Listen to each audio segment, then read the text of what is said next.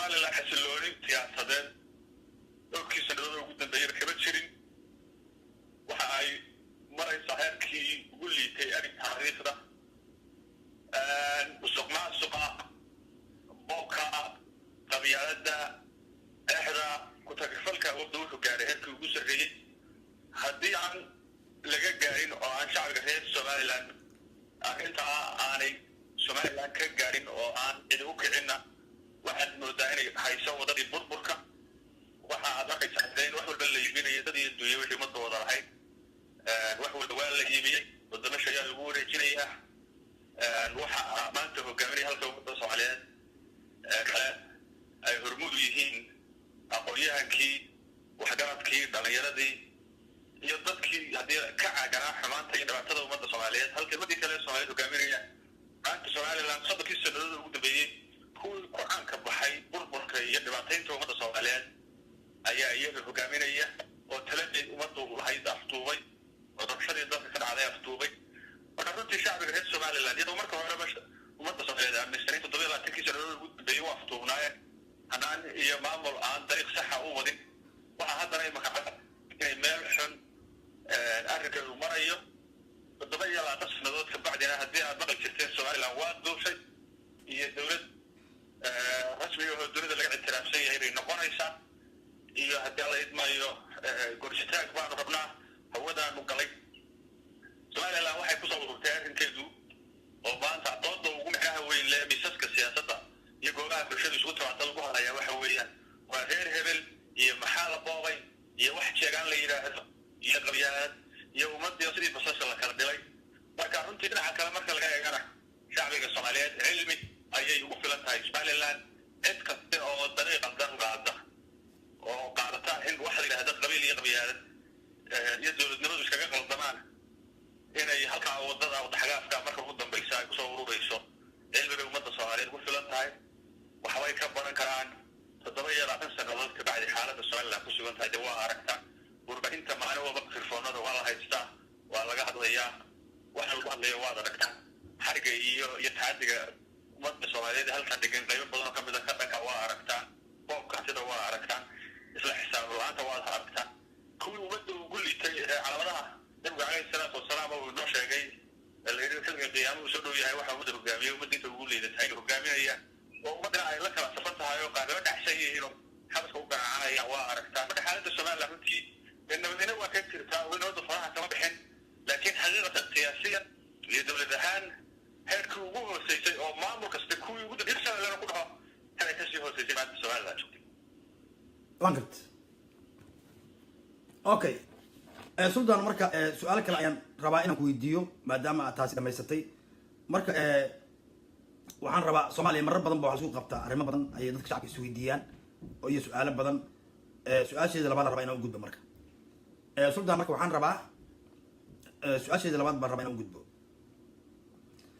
سلطان سيدات وأركتا هشيسكي سد حدا جيسوت أو نحمري شركة بي بي وول يصومالي لان إثيوبيا. واحد هشيس ما هاي هشيس هو وصل معي لكن واحد هشيس وصل معي كان معي وصل عبد هي بوب سومالي لان شعب جدا اسمه كان يسوي بيشوف في المترين ويصادف فنان هيك وكيل الثورة لمن ثلاثي ومضى أسطوبي ويرجعوا أما أورور مع أشدورة وشجال لي هذا وقبل الله بحي وقبل أيوه حتى يجي نفس الكود عن بنته ذكرت لي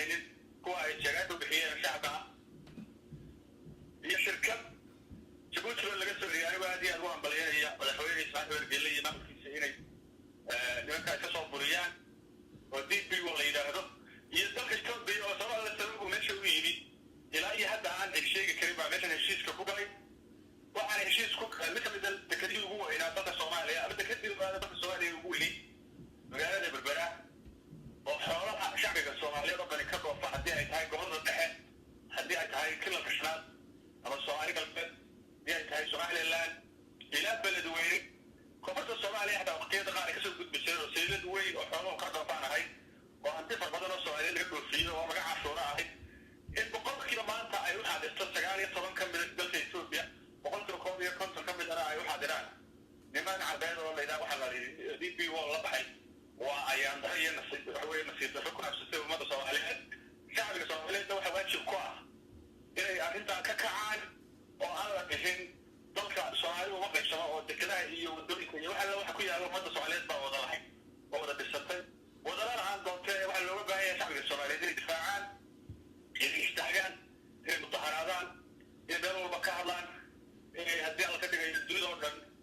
meelay joogaanba ka kacaan inay naf iyo maalba u quraan sidii dekedaa Soomaaliyeed ee dadkii Soomaaliyeed iyagoo arkaya wartooda dowlada kale ay boqolkiiba dhowr iyo labaatan wixii kasoo baxaya qaateen soddonkii kalena ay nimankaa dilaalintaa siiyeen in loo kacaa loo baahan yahay shacbiga reer Somalilandna iyaga waxaa la saarama waajib deeriya waayo iyagiibaa dee meeshii jooga iyagiibaa dekedada munaafacaadsanaysa Soomaali kale maa hadda waa iyaga dee maanta waxa weeye dee marti ay ka yihiin hantidoodii waxa weliba intaa u dheer oo hadda imika bisha sideedaad sanadka la filaya in ciidamo shisheeye oo wadamo kale ka socda inay halkaa yimaadaan oo ciidamo carbeed ay hogaaminayaan taasina waa ayaan darro kale berbera iyo magaalada dekedgeeda berbera la yidhaahda iyo qaybo badan oo ka mid a dhulka Soomaaliyeed oo ereyada ka dhow waxay noqon doonaan dal ku dhex yaala oo haddii alla ka dhigayo cidina aan ka hadli karin nimanka ciidan bay meesha keensanayaan dekedaynu maanta ka wada hadlaynaa iyo waxoogaa kharasha oo kala qaadanaya waxay iman doontaa waxay doonaan intay sameeyaan oo dadka ku sameeyaan oo dhulka ku sameeyaan inaan cidina la hadli karin waayo sharciga iyo sida loola galay aan cid ilaahay abuurto oo meel kula galay iyo baarlamaan la horgeeyey mid Soomaaliyeed iyo mid Somaliland toona aan u jirin bay maaragtaanay loo saxeexay marka shacbiga Soomaaliyeed waxaa loo baahan yahay inay si dhow isaga hor yimaadaan waxay la hadlayaan imaka mid ka mid ah odayaasha hoggaanka dhaqanka Soomaaliyeed oo deegaanka ka soo jeeda reer berbera reer Somaliland odayaashii reer Somaliland galkii reer Somaliland shacbiga Soomaaliyeed waxaan ugu baaqaynaa dalkii waa aragtaan waa la iibiyey dee waxaa laydinka baahan yahay sida uu dalka Soomaaliyeed oo dhanba waajib idinku yahay difaaciisu ayay berberin difaaceedu waajib idinku tahay inaad difaacdaan baa laydinka baahan waan gartay okay Sultan waxaan rabaa inaan Sultan sidee u aragtaa hadalkii aflagaadada ahay oo ka soo yeeray gudoomiyaha xisbiga ucud injineer Faisal Cali Waraabe runtii adiga baan uga xumahay Faisal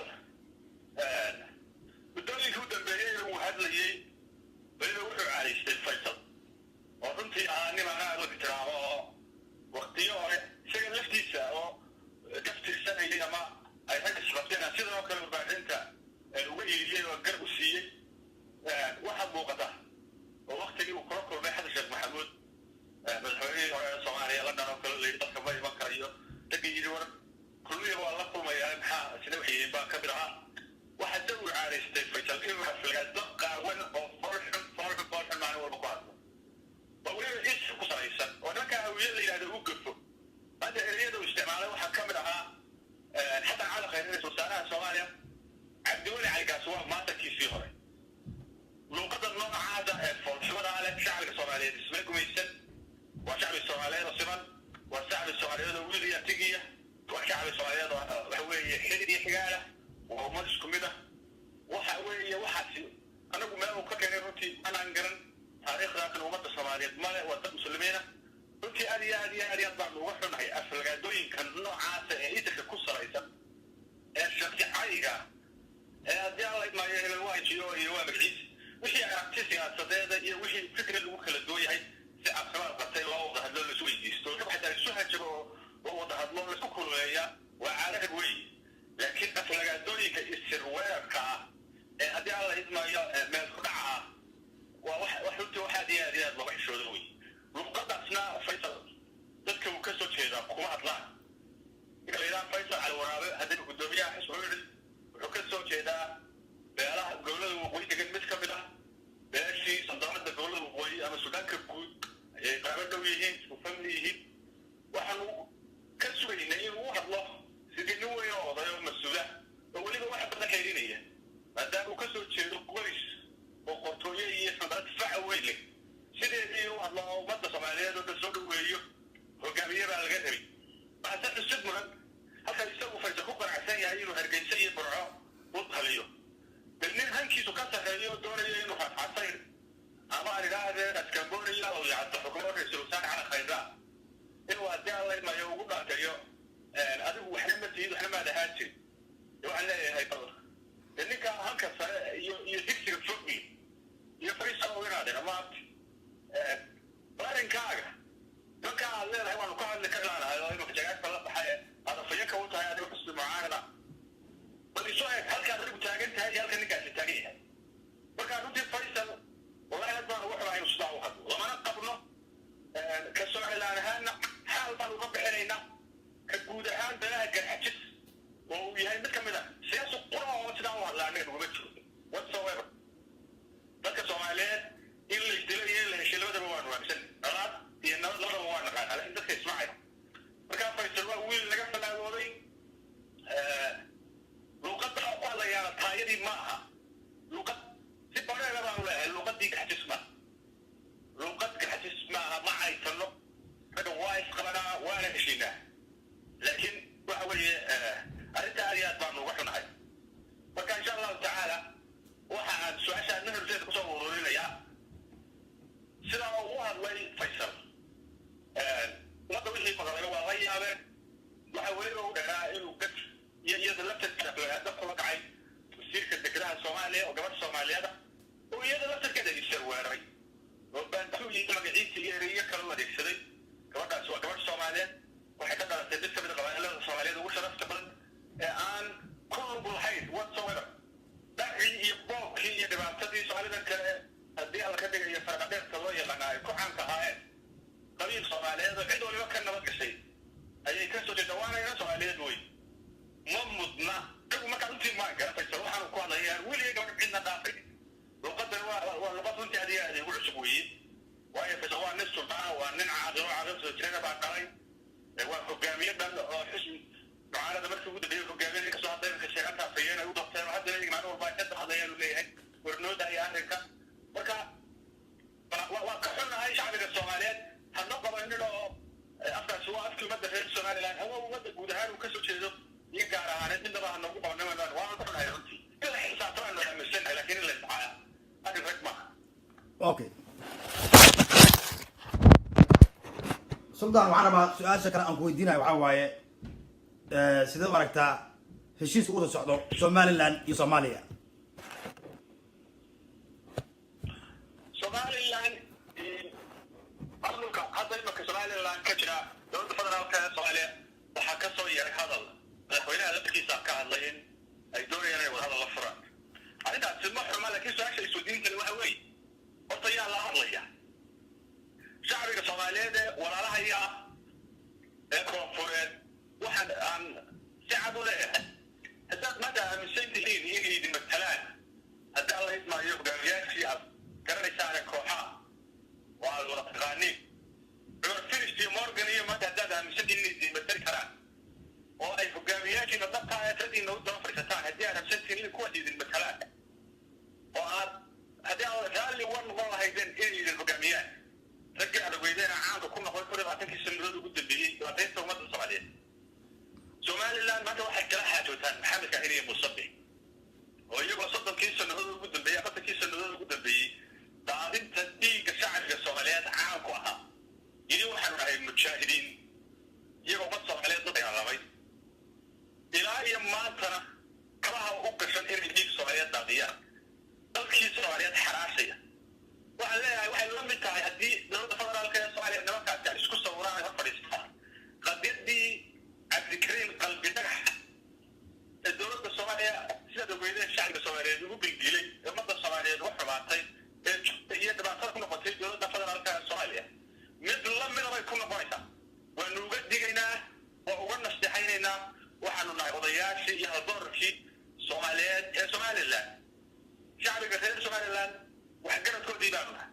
waxaanu leedahay nimankaas gacan ku dhiiglayaasha ah ee warbaahin ku jira youtubeyada iyo haddii alla ka dhigayo hadalladoodii wada rekoorgarisay ku jiraan iyagoona waxbaanu leynaynaa oo qabiil iyo qabyaalad iyo faquuq iyo isku dir iyo kala dil ummad soomaaliyeed ka shaqaynaya ee ilaa maanta ku guda jira haddii laydinku sawiro oo aad tidhahdaan shacbiga soomaaliyeed ee balaare uu qori degan bay matalaan qadiyadii cabdikariim qalbi dhagax mid kasii adag baa ayaa kala kulmaysaan waxaana u muuqanaysaa niman aan dad kala ahayn masiirka iyo dowladnimada iyo qarnimada iyo dib heshiisiinta wadajirka soomaaliyeed mid loola dan leeyahay in dan Soomaaliyeed lagu xalliyo in dib u heshiisiin iyo haddii alla idmaayo ummadda Soomaaliyeed masjidkeeda lagu xalliyo oo loola dan leeyahay heshiis waxtar ah dariiqa kale loo maro shacbiga Soomaaliyeed kala leeyahay waanu haynaa halka laftiisa anigoo ka bixin baa ku dari doonaa haddii marka arinku sidaa yahay oo wanaagay ka doonayo dariiqa saxda ah ee arrintaa loo maray kara dowladda Soomaaliyeed dib uga fadhiisato ha loo maro ha loo ananiyo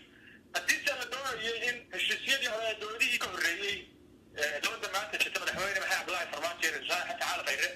dowladihii kooxdii kordhiya federaalku iyo maamulkaas haddii alla ka dhigayo ummadda afduubay Soomaaliyeedka hore u dhexmari jiray haddii arrinkuba uu yahay oo dilaalnimo iyo waxyaalaha halmaala iyo halkan noo saxeexiyo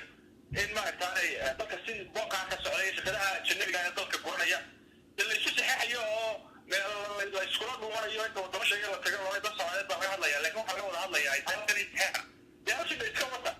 shacbiga Soomaaliyeedna waa idinka hor imanaya idinka laftarkiina la mid noqonayo la meeqaam noqonayo wadadiina hore halkay mareen baa maraysa hadday taasi soo baxdo shacbiga Soomaaliyeed aan iminka ku waaninayna inay idin taageeraan hadda idin taageertaan idinla socda ee aanu arrintii qalbi dhagax dadkii qaybta ka ahaa ee ummadda Soomaaliyeed u fasiraan inay ahayd shirqool siyaasadeed oo dhagarana shacbiga Soomaaliyeed aanay ku dhaqin waxaan ugu sheegi doonaa inaad cadow ku tihiin ummadda Soomaaliyeed haddaad dariiqa hore oo kala mataan marka haddaad dad Soomaaliyeed doonaysaan oo aad ummadda Soomaaliyeed ay idin dooratay aa u dhaarateen wanaagooda iyo gobonimada iyo dowladnimada doonaysaan nimankaa hor fadhiisanina halla hadlina waayo ma matalaan shacbiga reer Somaliland xaqiiqada dhabta waa taas wey shacbiga reer Somaliland ama shantaa gobol dowladda uu qoyda geli markii hore warhadalku uu bilaabmay 2012 gobolada galbeedka awdal iyo wixii la halmaala iyo gobolada bariiqa ee badan ka mid warhadalku way ka soo jeedeen ilaa waa ka dhegsantay waxay lahaayeen anagu Somaliland ka mid maahin warhadalkana haddaana nimantada goobjoog ka noqon annagu dadaal kama yihiin inuu dhacawa oo wax Somaliland la yidhahdana lagu nimanka hargeysankiina lagu bedelaan hataa taagneed warhadalka saasaa looga qaybsanaa aakhirkii waa tii niman odayaalaha wasiir ah oo dowladda federaalka ka tirsan oo gobolada bari iyo galbeedka ka soo jeeda warhadalka lagu daray warhadalkiina waa kii ku fashilay nimankii warhadalka dhinaca Somaliland uma diideen xaqal maanta jirta waxay tahay shalay halkaas ka taagneed maanta laba xaafadood oo sheegaan baanu nahay ma ahana in alla inta kale ummadda reer Somaliland ma ogola baraha misra warhadalkaasi u qusay marka waxaan leenahay oo aan ugu bushaaraynayaa dowladda federaalka ee Soomaaliya walaahi waa idin la doonaya halka ay ummadda Soomaaliyeed u fiirsato 960 kii dad badan oo kale waa ka sheegay 1960 kii military Soomaaliya taladeeda loo wareegay shacbiga Soomaaliyeed waxay dhaceen dowlado musuqmaasuq iyo qabyaalad iyo hanaan xumo iyo in dadkii la xoreynayo iyo dowladnimada iyo qarannimadii la doonayay inuu socoto dib u socod bilowday dadka Soomaaliyeed iyagoo taa ka caajisay ayaa military talada la wareegay shacbiga Soomaaliyeed waxay u taageereen si aan cimriga shacbi dowladdiisa u taageerin muddo kooban bay Soomaaliya cirka ku gashay maanta shacbiga Soomaaliyeed isagoo daalan oo kuwii shalay ka la yidhi Soomaaliya inuu ka baahinaa inagoo reer hebel ah maanta la marinayo in shifooyin hoose ay taladii ummadii iyo hantidii ummadda iyo dhaqaalihii ummadda ma ay boobaan oo ay badda ku daataan oo boqolkiiba 70 dadka kaliya waxay usoo celinayaan shacbigii reer Somaliland gaajada iyo haraadka ka qaxay iyo caafimaad darrada iyo waxbarashada oo sidaa dowlad la'aan darteeda ay ugu yacayaan oo kuwii koonfurta Soomaaliya joogay maamul goboleedyo iyo waxaan soconayn iyo nidaam federaal oo aan meel geynaynin uu asqeeyey oo nacay federaalkii oo dowlad rasmi ah oo doonaya shacbiga Soomaaliya u shaqeysa xilligaas maanta joogtaan nasiib ayaa idinku soo beegay ka faa'iidaysta anigu waxaan leeyahay hormaan axbaynaya haddii magaalada Muqdisho dowladda Soomaaliya tiraahdo waxaan ku qabanaynaa shir Soomaaliya dib loogu midaynayo heshiisiineed waxaanu ku marti qaadaynaa shacbiga Soomaaliyeed ee gobolka waqooyi ku dhaqan haldoorkooda iyo odayaashooda iyo waxgaradkooda diyaaradaha iyo gaadiidkuba way bulshanayaan waa in China iyo shirkadaha baabuurta iyo diyaaradaha sameeya loo dhabo dadku iyagoo yaacaya imanaya dadka dowlad ayay raadinayaan toosh bay wataan shaqada mugdiray waxay ku raadinayaan iyagoo toosh sita dowladda Soomaaliyeed raadkeedii meesha uu soo galay maanta waa xalar dadku dowlad way rabaan dadku hadal ma rabaan wax qalad bay rabaan dadku waxay rabaan baasaboor warkaysan garwa maalin walba waxay dhexda kula dhacdaa dadka tegay bacay iyo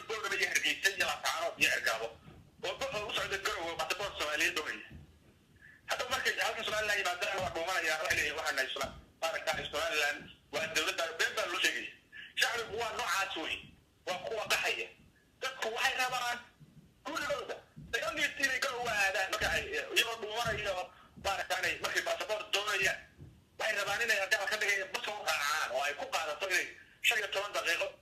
أكيد دولة فاسباب كون حق دولة إحنا أنا مكتوب واحد إنه توصل له بعيد بيا له بعيد عفمات له بعيد وحبش له بعيد وحبرشة تانية صدق قوة شامعة على السؤال لا يفرق قد كستافرت أي أنا فرق كريبش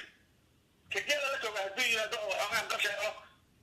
يدبو وراء يغلي وشامعة لا يغلي السؤال يقبل نوع عاصمة شعب واحد بعيد وحبرشة تانية عاصمات والدولين بيو يدلوا بعدها كسر ويا كي قبيل غبيان